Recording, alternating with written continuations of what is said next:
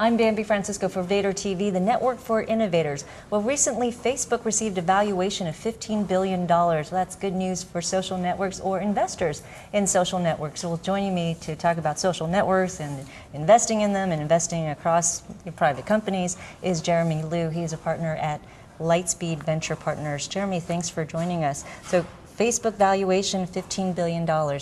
Reasonable or insane? You know, I think there's a large portion of strategic value that is being attributed to the $15 billion, well above and beyond intrinsic financial value. I think Microsoft will get a lot of benefit from its tie-up with Facebook, and I think that's in large part what's driving the valuations up to the levels that you're seeing. Yeah. First impression, though, when you heard about that?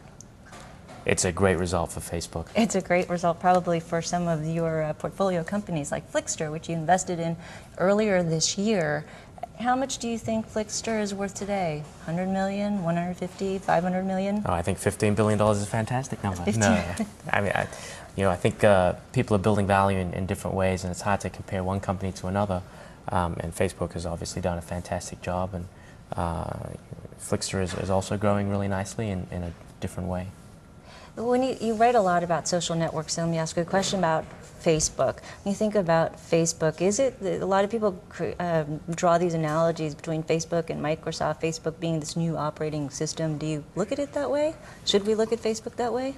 Do you look at it that way? I really think about Facebook as a distribution channel. So, a good comparable would be, in the late 90s when you saw, these major portals, AOL, MSN, Yahoo, as ways that you could acquire new customers. Mm-hmm. And in the same way, Facebook is a distribution channel for a company like Flixster or others mm-hmm. to acquire new customers. Not necessarily the only channel. Mm-hmm. And so in the same way that if someone did a deal with AOL, they wouldn't call themselves an AOL company mm-hmm. In 1997. So having an app on Facebook isn't necessarily something that defines you as a Facebook app. I think it's just one of many channels that you can use to acquire new customers. There are a number of companies creating these applications for Facebook, as well as the other networks that may possibly open in the future. I think all Would of them you are. Invest in an app company?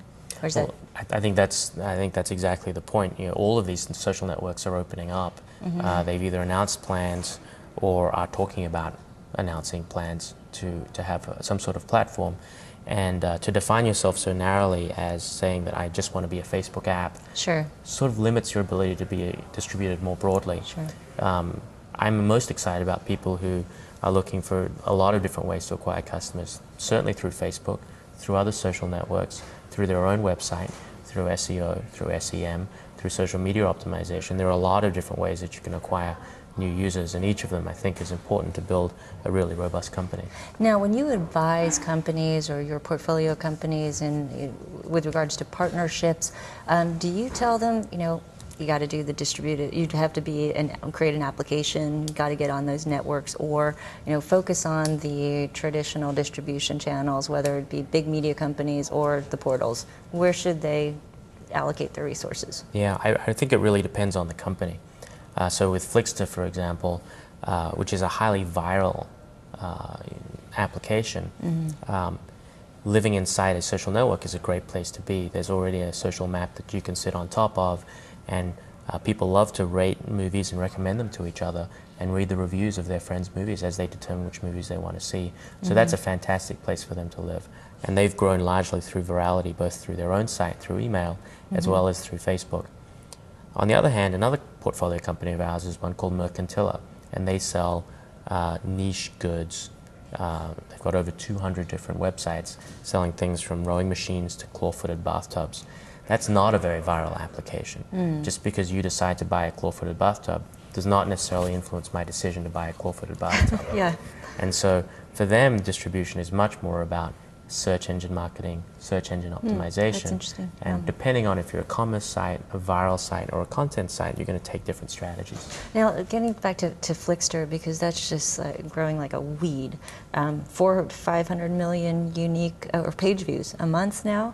And that's up from what, 100 million, as you were saying, when you bought them, or I'm sorry, invested them back in February. What's the biggest challenge for Flixster over the next year? I think there's a couple of things that they're working on. One is just this challenge of managing growth. It's a wonderful problem to have, but you know, dealing with this scalability is something that does need to take some time and effort. But I think they've started to get a really good handle on how to build this traffic, and as some of the other social networks open up, I think one of their key challenges will be to be able to continue to replicate their viral success in some of these other channels and some of these other distribution networks. The other thing that they'll start needing to do, and this is something that I don't have too many concerns about, but it, you know, it's still an execution step, is to start to make money. And you know, the nice thing about Flixster is that the only reason people are there are to rate, review, recommend movies, talk about movies, and do movie trivia questions. And so you've got a real movie-loving audience. And at the scale that they're at, that's a very attractive audience for a movie studio to reach as they start to promote their new movies. Now, they have had you know, some success in selling advertising directly to studios at high CPMs, but they need to build out that sales organization to really go to market there. They had great success, but certainly challenges ahead as they try to get even bigger and make more money, and for you, for their investors, for themselves as well. Absolutely. And so some companies, like recently in the media industry, like Sling Media, decided, you know, we're selling out right now. We're not selling out, hate to put it that way, but they sold for $380 million to EchoStar. When you think about, you know, whether it's the right time to sell right now or pursue and grow and face the challenges, what are the factors you consider? Because right now, Flixster could probably sell for a nice chunk of money. Yeah, you know, I think the things you always want to weigh is how sure are you of the path, and what sort of execution challenges there are, and you know, weigh that to what the opportunity of value creation is today and what the value creation might be at some time in the future. So the great thing about Flixster is that they're not reinventing business models. They are selling traditional banner advertising to studios, and studios buy a lot of traditional banner advertising. They do a lot of their marketing online, and they spend a lot of money to market their movies. It's one of the key line items in their budgets is marketing. It's a very important part of what they do. So we have great confidence in their ability to execute against that plan, and you can point at other examples, whether it be Yahoo Movies or MSN Movies or Moviefone or MDB or Fandango, who are already taking money from exactly that channel, which gives us a lot of confidence. I can't speak to Slingbox because I'm not an investor in that company, but if you were an investor in a company that had more uncertain business models or was pioneering a new market, then you might have a different risk profile as you thought about that. A report came out, there are going to be 230 million people registered to a social networking site by the end of this year. It seems like if you're on a social network, or you're not going to join another one. Does that mean you are not going to look at other social networks to invest in? Is it, you know, basically it's done, that market's over? That opportunity is over? You know, I think there's a difference between social media and social networks. Social networks, I think, good examples of Facebook and MySpace and Bebo, where people keep their personal profile pages. It's primarily for communication with each other. And I think about the read to write ratio as almost 1-to-1. So everybody who's reading a website is also writing, and that they are writing on their own profile page, they're writing messages and so forth. Social media sites often have a much higher read to write ratio. A lot more people read than actually contribute data. And I think that there is a lot of opportunities to build those sorts of things, where it's usually around a topic. So in the case of Flixster, it's around movies. You would call that a social media, not a social network? I would. Okay. I would. And so I think there are a lot of opportunities to build a lot of value within these social media sites.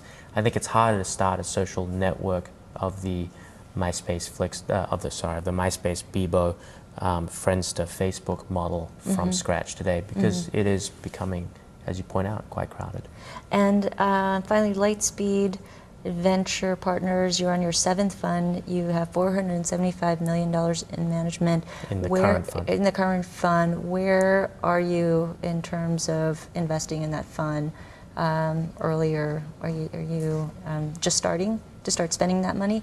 And what is the sweet spot as far as investments? Sure. How much do you invest, and at what stage? We tend to be early stage, technology-focused investors. We raised the fund in December of 2005, so we've been investing for coming up on 2 years out of the fund now, and still going strong out of the fund. 80% of what we do is in the early stage. We like to be active investors that can really help grow a company and help shape its direction.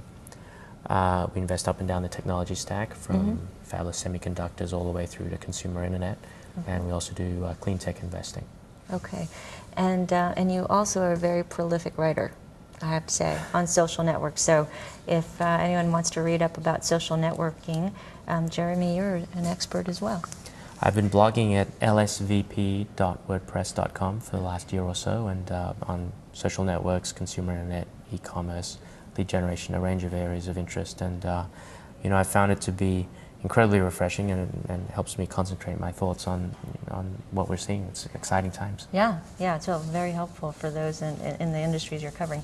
Thanks so much, Jeremy. Good luck with your investments. Thank you. I've been speaking with Jeremy Liew. He's a partner at Lightspeed Venture Partners. I'm Bambi Francisco.